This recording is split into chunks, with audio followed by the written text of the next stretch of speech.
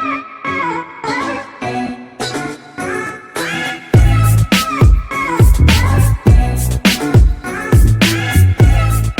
दोस्तों, आपका फिर से स्वागत है हमारे छोटे से चैनल पर।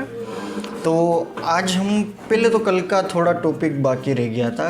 कई लोगों को समझ नहीं पड़ रहा था रेफरेंसर और पॉइंट में क्या फ़र्क आ रहा है, तो भी नहीं पड़ रहा था। मैंने पूरा बता दिया। रेफरेंसर का ऐसा होता है कि जो ओरिजिनल डीए से होता है ना, जैसे कि मैं हूँ, मेरे नीचे एक अंडर में एक आदमी होगा जिसको कुछ भी करने का नहीं होगा। उसको ना एग्ज़ाम देनी होगी, ना उनको 3-4 महीने की ट्रेनिंग लेनी होगी, उनको कुछ भी नहीं करना होगा। उनको सिर्फ मेरे कोड के साथ खुद का एक कोड उनका जनरेट होगा जो हम देंगे। वो कोड उनको डालकर उनको बिजनेस स्टार्ट करना रहता है। पॉइंट में क्या रहता है, वो डीएसए के पहले का स्टेज रहता है।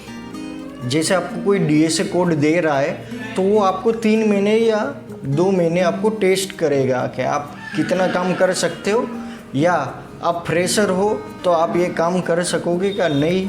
इसलिए क्योंकि ये लाइफ टाइम वाला कोड रहते हैं, डीएसए का कोड वो आप लाइफ टाइम यूज़ कर सकते हो। 99 ईयर यानी कि लाइफ टाइम। 99 ईयर तो कोई जीता नहीं है, जीते भी हो गए पर इतने दिन काम कौन करेगा। 45-50 एंड हो जाता है सबका काम करने में। मैक्सिमम 60 बरस के पहले आदमी काम कर सकता है, उसके बाद काम करना बहुत मुश्किल होता है, यानी कि लाइफ टाइम रहता है। तो पॉइंट में क्या रहता है, डीएसए का पहला स्टेज रहता है। अगर वो 3 महीने में कंपनी के मुताबिक जैसे उनकी शर्त है वैसे वो काम कर दे तो उनको ओरिजिनल डीएसए कोड मिल जाता है। तो चलो आज का हम टॉपिक चालू करते हैं। आज का टॉपिक है हम इन्वेस्टमेंट। जैसे कि आपके पास कोई एक्स्ट्रा इनकम आई हो, एक्स्ट्रा कैश आया हो, उनको इन्वेस्टमेंट करें या लोन रीपेमेंट करें। समझ रहे हो, आपके पास कोई एक्स्ट्रा इनकम आई हो या एक्स्ट्रा आवक आई हो, या फिर आपको एनुअल बोनस मिला हो, या फिर बिजनेस में कोई अच्छा खासा आपको पेमेंट मिला हो जो ज़्यादा आता है, जैसे कि रेगुलर से ज़्यादा मिलता है, तो आप उसका यूज़ रीपेमेंट में करें या फिर इन्वेस्टमेंट में करें। चलो हम ये वीडियो में देखते हैं। तो सबसे पहली बात लोन्स हम देख लेते हैं। तो लोन्स कितने टाइप की रहती है, तो 7 से 8 टाइप की रहती है। उसमें सबसे सस्ती कौन सी लोन रहती है, तो सभी को मालूम है कि होम लोन रहती है जो 8% तक रहती है। पर होम लोन में एक प्लस पॉइंट रहता है, वो टैक्स फ्री रहती है। आप उसमें आप ATC के तहत या 24D के तहत आप उनमें टैक्स में राहत पा सकते हो। यानी कि आपकी जो 8% में लोन हो रही है वो घटकर 60% यानी कि 7% तक हो जाती है। ईयरली आपको 7% का इंटरेस्ट बैंक आपसे लेती है या प्राइवेट फाइनेंस आपसे लेती है। दूसरा रहता है आपकी कार लोन। होम लोन से 1 या 2% कार लोन का ज़्यादा रहता है। तो अभी जो हिसाब से अभी की बात कर रहा हूँ, 8.60 से लेकर 9.25 न्यू कार लोन में इंटरेस्ट रेट देना पड़ता है बैंक को। उसके ऊपर जाए तो उसके ऊपर आता है अपना PL पर्सनल लोन या बिजनेस लोन भी समझ सकते हो। उसमें सिर्फ 1% का फ़र्क है। पर्सनल लोन मानो तो 14 या 15% आप मान के चलो। पहले 17-18 था पर अभी 14 या 15% जितना हो गया है। और बाद में मैंने बताया जैसे कि बिजनेस लोन भी सेम ही है, 15 या 16% गिन के चलो उनको भी, ओके। और सबसे हाईएस्ट रहता है जो कई लोग उसको ध्यान में नहीं रखते हैं, अपना क्रेडिट कार्ड। सही सुन रहे हो, क्रेडिट कार्ड। क्रेडिट कार्ड का ईयरली इंटरेस्ट होता है 36%। सही सुन रहे हो, 36% होता है। जो भी आदमी लेट पेमेंट करता है या फिर EMI से ख़रीदता है तो उनको आइडिया होगा कि उसमें 16% 17% लिखे लाता है, पर उनका थोड़ा छोटा मोटा चार्ज लग जाता है जो 21-22% तक पहुंच जाता है ईयरली पे। और वो लेट पेमेंट करता है तो 3% से दर महीने लगता है, यानी कि 36% तक हर साल का उनको लग सकता है। अब चलते इन्वेस्टमेंट के ऊपर, जो हम रेगुलरली लोकल रिस्क से करते हैं। शुरुआत करते हैं सबसे मेन इन्वेस्टमेंट प्लान यानी कि FD। 90% लोग एफडी कराते हैं, पर एफडी का अभी रिटर्न ऑफ रेशियो आरओआई जिसे बोलते हैं, रिटर्न ऑफ इन्वेस्टमेंट गिनते हैं तो अभी 5.5% से 5% के आजू बाजू है। हम मैक्सिमम चले तो 6% है। 6% से कोई बड़ी बैंक नहीं देती है अपने को इंटरेस्ट रेट। ओके, तो उसमें टैक्स भी लग जाता है, टैक्सेबल है, एफडी टैक्सेबल है। तो आप ऐसा समझो कि वो 1% उसमें कट गया, यानी कि 5% आपको रिटर्न मिलता है उसमें। दूसरा आता है ईपीएफ, पीपीएफ। ईपीएफ और पीपीएफ में क्या रहता है कि आपको 7% तक मिलता है आपको रिटर्न ऑफ इन्वेस्टमेंट, यानी कि आपको 6% मिलता है ईयरली। ईपीएफ और पीपीएफ में कई केसों में 60% भी मिलता है, नो डाउट है। आप ऐसा मत सोचना कि 60% मुझे मिल रहा है तो 60% भी मिलता ही है। मैं आपको सिर्फ ये एस्टिमेट बता रहा हूँ, एस्टिमेटेड। वैसे ही तीसरी चीज़ आती है ईपीएफ और पीपीएफ के बाद अपने जो इंश्योरेंस करते हैं, इंश्योरेंस जैसे कि लाइफ इंश्योरेंस या फिर ऐसा इंश्योरेंस जो भी आप मान लो, उसमें आपको रिटर्न ऑफ इन्वेस्टमेंट में 5% तक मिल जाता है। 5%, 5.13% से लेकर 5.16% तक आपको रिटर्न मिल जाता है।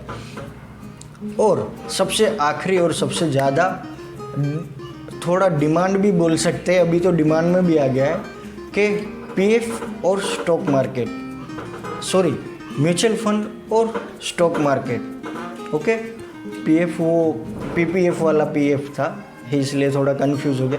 म्यूचुअल फंड और स्टॉक मार्केट वो आपको ईयरली 13 से 14% तक आपको आराम से मिल सकता है। तो हम थोड़ा सा कंपैरिजन करते हैं।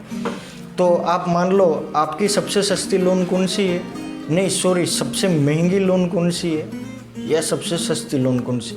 तो हम पहले चलते हैं सबसे सस्ती लोन पे। तो आप सबसे सस्ती लोन में आप अगर पेमेंट आ गया और उन पे जमा करने जा रहे हो तो आप फ़ायदे में हो या नुकसान में हो, चलो देखते हैं। तो सबसे सस्ती लोन है हमारी होम लोन, जो आपको ईयरली 7% तक इंटरेस्ट लेती है। ओके, तो आप एक ही बात में समझ गए होंगे कि आप पूरी की पूरी वो जो सेटल थी, जैसे कि आपका एफडी था, पीपीएफ था, इंश्योरेंस था, ये तीनों के तीनों एक बार में ख़त्म हो गए, क्योंकि आपको इन्वेस्टमेंट ही करना चाहिए उसमें, क्योंकि आप होम लोन में भर दोगे तो भी उतना ही दोनों को पड़ेगा। आप हो सके तो इसमें ही होम लोन में ही आप डाल दीजिए, आप फ़ायदे में रहोगे। लेकिन अब यहाँ एक बात आती है कि म्यूचुअल फंड और स्टॉक मार्केट 13% से लेके 15% रिटर्न देते हैं, तो हमको होम लोन में भरना चाहिए या नहीं चाहिए? क्योंकि पहले में तो टाई अप ही हो गया था, या आप इन्वेस्टमेंट कर सकते हो या आप भर सकते हो, ज़्यादा किसी को कोई फ़ायदा नहीं होगा। हाँ, आप पीपीएफ और ईपीएफ में करोगे तो दोनों बराबर पे होंगे, उसमें आपको फ़ायदा इतना ज़्यादा नहीं होगा। पर इधर आपने देखा कि आप यहाँ 8% तक इंटरेस्ट रेट दे रहे हो, पर यहाँ से आप 14% तक इंटरेस्ट रेट ले रहे हो। साथ में उसमें चलो उनमें टैक्स ऐड हो गया तो 14 के बदले 13% हम गिन के चलते हैं, जैसे सब जगह रहता है। होम लोन में टैक्स माफ़ मिलता है, म्यूचुअल फंड और स्टॉक मार्केट में लाख रुपया के ऊपर रहे तो काफ़ी ज़्यादा टैक्स लग भी सकता है 30% के हिसाब से। वो आपके ऊपर है कि 1.5 लाख के आप स्लैब में हो तो आपको कम टैक्स लगेगा, तो वो आपके ऊपर है आप कौन सी कैटेगरी में हो। तो चलो हमने ये बात तो कर ली कि ये दोनों में इतना फ़र्क है, तो साथ में ही हम ये भी बात कर लेते हैं कि हमको मालूम है कि म्यूचुअल फंड में ज़्यादा रिटर्न मिलता है तो हम क्यों नहीं करते हैं। सबसे बड़ी बात, म्यूचुअल फंड मार्केट रिस्क के ऊपर चलता है, स्टॉक मार्केट और म्यूचुअल फंड दोनों ही। तो आप चलो आप एनालाइज कर सकते हो तो आप 100% इधर ही जाओ, आपको इधर जाने की कोई मतलब नहीं है, लोन रीपेमेंट करने की कोई मतलब नहीं है। जैसे कि हमारा लोन 5 लाख का आप इधर इन्वेस्टमेंट कर दोगे, आपके पास लमसम 5 लाख आ गए हैं तो आप इधर इन्वेस्टमेंट कर दोगे 5 लाख का, तो इधर आप आराम से उनका EMI निकाल सकते हो होम लोन के लिए। ओके, और साथ में ही अगर इसमें आपको नहीं समझ पड़ रहा है तो हम फिर से सब चलते हैं लोन के ऊपर कि हमको कौन सी लोन पहले क्लोज करवानी चाहिए, क्योंकि ये मार्केट रिस्क के ऊपर है, वो आपके ऊपर है। आप अच्छी तरह एनालाइज कर सकते हो और आपको अच्छी खासी स्टॉक और म्यूचुअल फंड में आपको आइडिया है।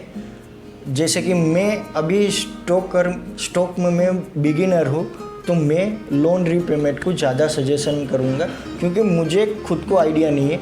मैं अभी आपको सलाह दे दूँ कि यार आप कर लो, ये कर लो, वो कर लो, तो मैं सबसे बड़ा आपका झूठ बोल रहा हूँ, क्योंकि मुझे खुद ही मैं बिगिनर हूँ स्टॉक मार्केट में। समझ सकते हो, मैं खुद ही बिगिनर हूँ तो मैं आपको सलाह कैसे दे सकता हूँ, तो वो मैं आपके ऊपर छोड़ता हूँ। आप एक अच्छे खासे एनालाइज कर सकते हो और अच्छा खासा आपको आइडिया है बाज़ार के बारे में या फिर क्यों स्टॉक मार्केट के बारे में, तो आप 100% म्यूचुअल फंड या स्टॉक में करिए। अगर आप मेरे जैसे हो, नॉर्मल इंसान हो जिसको स्टॉक में इतना ज़्यादा पता नहीं पड़ता, तो हम लोन की तरफ चलते हैं। तो आपको पहले कौन सी लोन क्लोजिंग चाहिए, तो अगर आपके पास एक्स्ट्रा पेमेंट आ गया हो तो आप सबसे पहले जो सबसे ज़्यादा इंटरेस्ट रेट लेता हो वो लोन क्लोजिंग कराइए। जैसे कि उसमें 3 टाइप के आ जाते हैं, जैसे कि हमने देखा नीचे से तीनों टाइप एक एक करके, कि पहला तो है सबसे टॉप पे क्रेडिट कार्ड, दूसरे में बिजनेस लोन और पर्सनल लोन, और तीसरे में आती है कार लोन।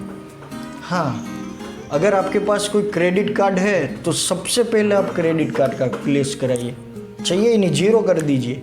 36% कौन भरेगा, इतना तो हमारा लगभग या इनकम भी नहीं होता एक चीज़ एक महीने में 36% के हिसाब से। आपके पास अगर क्रेडिट कार्ड का पूरा क्लोज हुआ हो तो आप बिजनेस लोन में प्री रीपेमेंट कहते हैं हमारी भाषा में, या फिर प्री EMI भी कहते हैं। प्री EMI मतलब एडवांस EMI भी हमारी सादी भाषा में कह सकते हैं। एडवांस EMI भी कर दिए, एडवांस पेमेंट भी कर दिए, तो आपको वहाँ से थोड़ा बहुत, अगर वो कंपनी ओके है ना, वो आपका एक्सेप्ट करती है और आपको थोड़ा कम कर देती है लोन में इंटरेस्ट रेट, तो आप आराम से PL और BL पर्सनल लोन और बिजनेस लोन पे क्लोज कराइए। अगर आपका वो बंद है तो आप बहुत फ़ायदे में रहोगे, क्योंकि क्रेडिट कार्ड में तो आप मान लो कि लाख रुपए का क्रेडिट कार्ड है तो 36,000 रुपया आपका इंटरेस्ट हो जाएगा सिर्फ। तो आपके पास पेमेंट होगा तो आप डायरेक्ट 36,000 आपके ईयरली के बचा सकते हो। ये कई लोगों की मंथली इनकम भी हो सकती है, कई लोगों की 2 मंथ की इनकम भी हो सकती है, 36,000 रुपीज़। अगर आपके पास पेमेंट हो तो क्रेडिट कार्ड पहले क्लोज कराइए, फिर अगर क्रेडिट क्लास का वो ऑलरेडी आपका सेटलमेंट चल रहा हो, नॉर्मली चल रहा हो, तो आप BL या PL को क्लोज कराइए, ये मेरी सलाह होगी। तो चलो यही बात पे हम ये पूरा करते हैं, वीडियो काफ़ी लंबा हो चुका है, तो चलो चलते हैं।